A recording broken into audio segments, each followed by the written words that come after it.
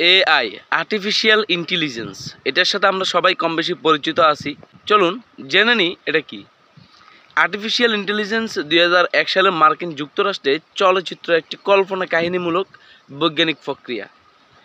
এটিতে কাজ করছেন স্টিফেন স্পিলবার্গ এবং উনি ছিলেন সহকারী রচয়িতা, সহযোগী এবং কি প্রযোজক।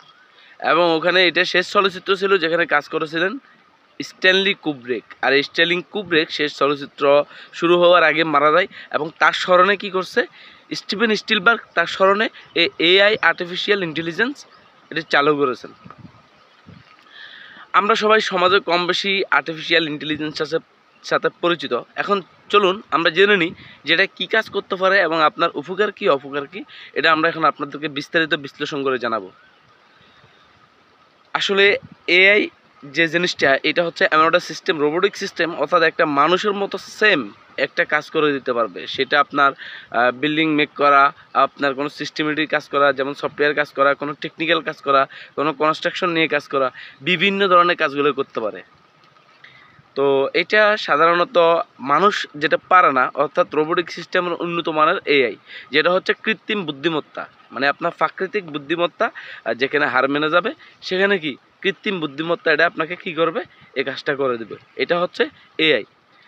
তো এখন এআই জিনিসটা যে বিশ্বের মধ্যে এত উন্নতি করতেছে বা এত কিছু করতেছে, এত ডেভেলপ করতেছে, কিন্তু এটার কিন্তু প্রভাব কিন্তু মারাত্মকভাবে আমাদের সমাজে ঘটতে পারে। সেটা হচ্ছে কীরকম আমি আপনাদেরকে বলি। সেটা হচ্ছে যে আপনি যে কাজটা করতে পারতেছেন না সেটা কিন্তু এআই করে দিচ্ছে। কিন্তু দেখা গেল আপনি সোশ্যাল মিডিয়ায় একটা যদি পিকও আপলোড দেন, একটা ছবি আপলোড দেন, আপনার ওই ছবিটিকে নেগেটিভিটি বানাতে এআইয়ের কিন্তু 1 সেকেন্ড সময় লাগবে না। সমাজে কোনটা সত্য কোনটা মিথ্যা এটা বোঝা যাবে না, বাস্তবতাকে পুরো দুনিয়াকে তোলফাট করে দেবে এআই। আমরা কখনোই বুঝতে পারবো না যে এআই আমাদেরকে কিভাবে কাজ করবে এবং কি করবে, কোনটা সত্য কোনটা মিথ্যা এটা আমরা বুঝতে পারবো না। এই কৃত্রিম বুদ্ধিমত্তার পিছনে, কৃত্রিম বুদ্ধিমত্তার আড়ালে লুকিয়ে যাবে আমাদের কি হাজার হাজার লাখ লাখ প্রাকৃতিক সৌন্দর্য দৃশ্য, প্রাকৃতিক কাজগুলা। ঠিক আছে, আপনি এখন বই পড়তেছেন, হ্যাঁ, বইয়ের মধ্যে থেকে আপনি বিভিন্ন জিনিস কালেক্ট করতেছেন, আপনি সিনেমা দেখতেছেন। এই যে আমি এখন যে ভিডিওটা বানাচ্ছি এটা হচ্ছে কি আমার সম্পূর্ণ কি হচ্ছে, এটা আমার হচ্ছে প্রাকৃতিক, মানে আমার ন্যাচারাল কণ্ঠ দিয়ে আমি এই ভয়েসটা বানাচ্ছি। ঠিক আছে, এই ভিডিওটা বানাচ্ছি। কিন্তু আপনি যদি জাস্ট 2-3টা লাইন লিখে দেন, এখানে আমি যে টপিকসগুলো বলতেছি এগুলো যদি বলে দিই, তাহলে সেটা এআই করে দেবে। এর কাজ হচ্ছে এইটা, অর্থাৎ মানুষের বিপরীতে মানুষ যেটা করবে 3-4 ঘন্টা লাগবে, সেটা এআই করবে মাত্র কয়েক মিনিটে। ঠিক আছে, একটা মুভি আমরা দেখতে পাচ্ছি যে একটা মুভি বানাতে 1 বছর, 1.5 বছর, 2 বছর সময় লাগে। যারা টপ সেলিব্রিটি আছে তারা 2 বছর সময় নেই। কিন্তু আপনি শুধু স্ক্রিপ্টগুলো লিখে দিবেন, এআই কী করবে, আপনাকে সেই স্ক্রিপ্টটা বানিয়ে দিবে। এটা হচ্ছে এআইয়ের কাজ। ঠিক আছে, তাহলে আমরা সত্য কোনটা মিথ্যা কোনটা বুঝতে পারবো না। সেম হুবহু আমার মতো আপনার মতো সমাজে বিভিন্ন ধরনের বিচিত্র, হ্যাঁ, এআই করে দিবে। সেখানে আপনি কল্পনা করতে পারবেন না কোনটা সত্য কোনটা মিথ্যা, কোনটা নকল কোনটা আসল।